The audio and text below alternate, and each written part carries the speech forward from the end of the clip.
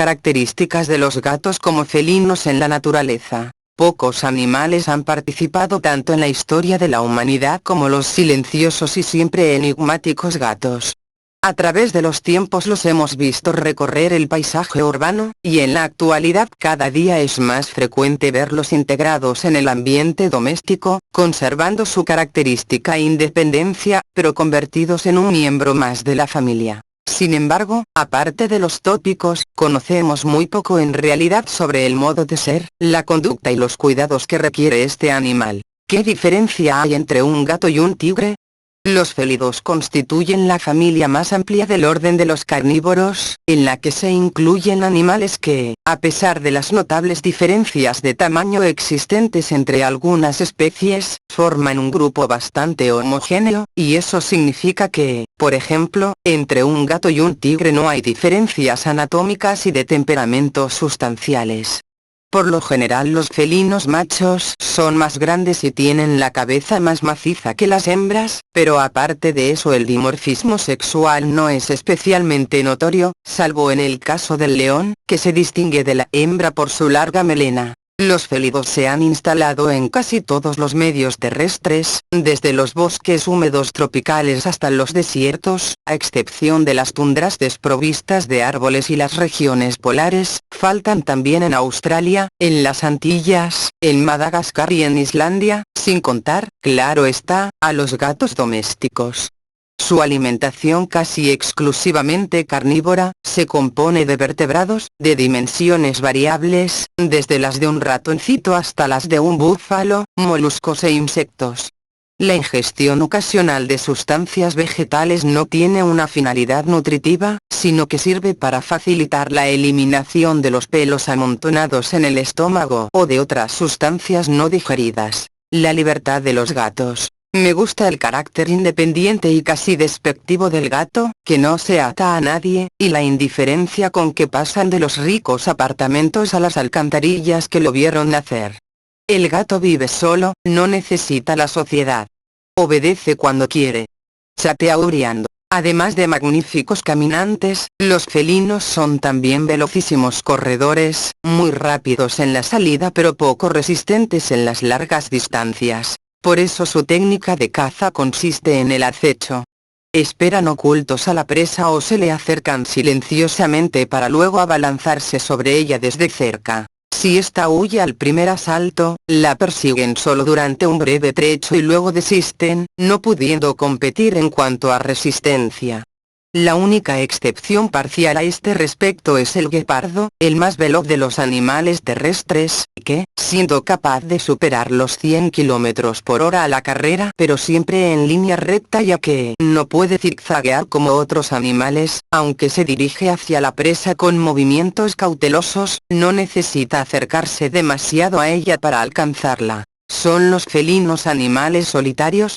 Aparte de los leones, y también quizá de los tigres de la India, que tienen la costumbre de vivir y cazar en pequeños grupos, casi todos los félidos son animales solitarios, y machos y hembras viven y cazan juntos solo durante el período de apareamiento. Por lo general, cada felino se adueña de un territorio de caza más o menos amplio, en el que vive desarrollando una actividad depredadora biológicamente esencial. En efecto, los félidos representan en todas partes uno de los elementos estabilizadores más importantes de la economía de la naturaleza, manteniendo dentro de sus justos límites la proporción numérica de las poblaciones herbívoras. Por eso la naturaleza ha dispuesto que estos carnívoros tiendan a vivir aislados, evitando la agrupación en manadas, que harían que su actuación resultase demasiado destructiva y dejase de ser estabilizadora. Desde el punto de vista biológico, ¿cómo defienden sus territorios los felinos? Puesto que la mayor parte de los félidos viven en soledad, cada individuo tiene su propio territorio de caza, con sus senderos y sus lugares apropiados para el reposo o para las necesidades fisiológicas. Los excrementos son enterrados cuidadosamente porque, de lo contrario, constituirían una señal de alarma que ahuyentaría a las presas.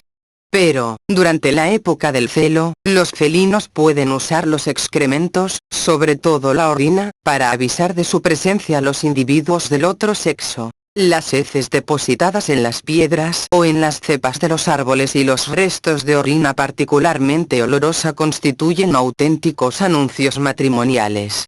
También pueden hacer marcas con las garras en la corteza de los árboles. El territorio individual del macho suele ser más extenso que el de la hembra, y a veces se superpone a él. No obstante, por lo general los animales evitan encontrarse, aparte, claro está, de la época del celo.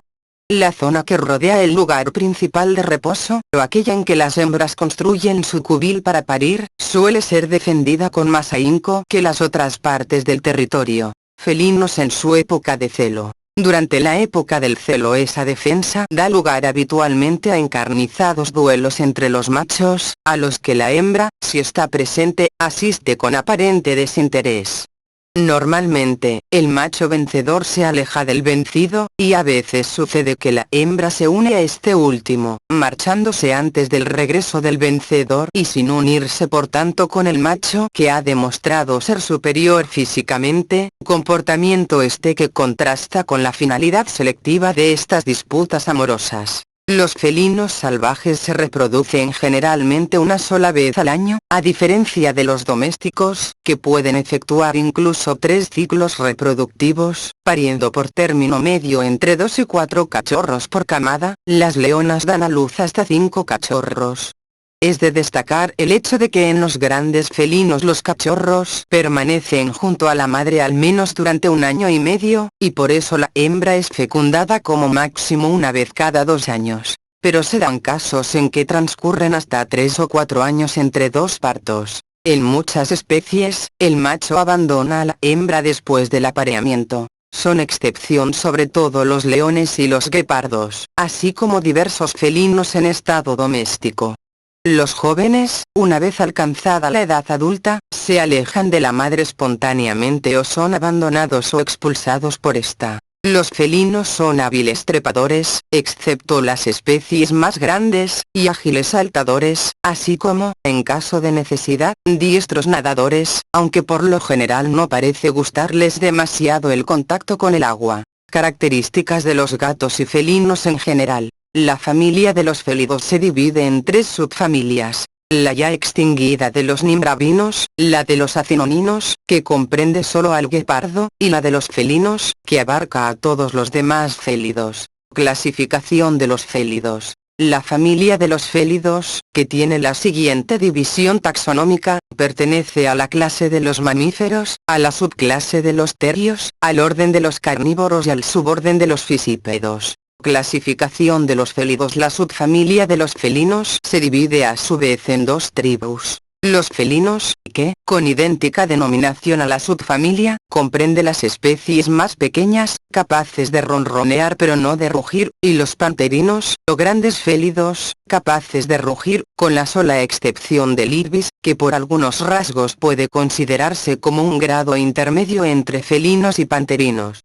Los gatos salvajes, que constituyen las especies más próximas al gato doméstico, viven tanto en bosques y selvas, donde llevan una vida predominantemente arborícola, como en zonas de escasa vegetación.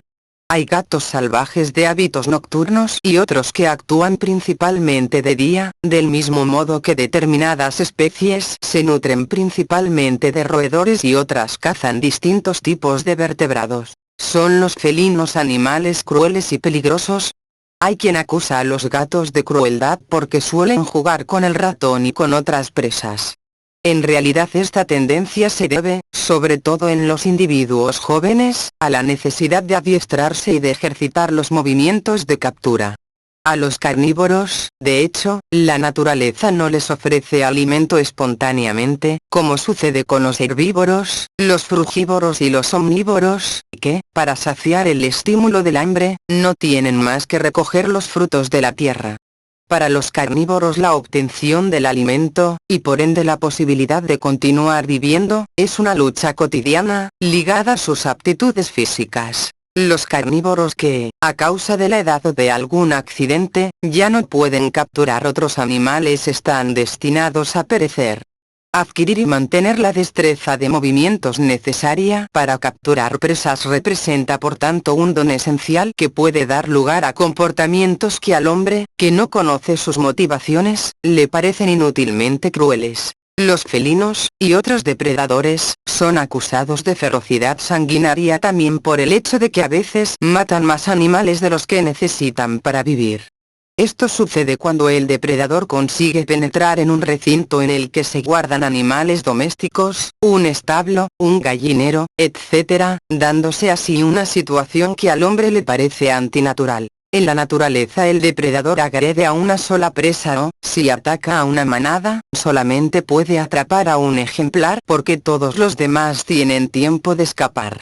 Esto no sucede en aquellos lugares en los que el hombre ha aprisionado a sus animales domésticos. En estos casos se verifica en el animal un comportamiento que viene determinado por precisos instintos naturales, y que parece cruelmente sanguinario solo porque el hombre ha creado una situación artificial que no se da en la naturaleza. En los gatos domésticos se puede notar una permanencia de algunos hábitos propios de los felinos salvajes, aunque también se puede verificar una diferenciación casi completa en el tipo de comportamiento.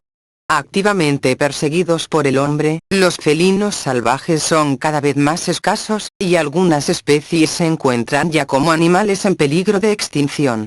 Desgraciadamente, este descenso de la población felina tiene unas consecuencias cada vez más negativas sobre el equilibrio biológico ambiental.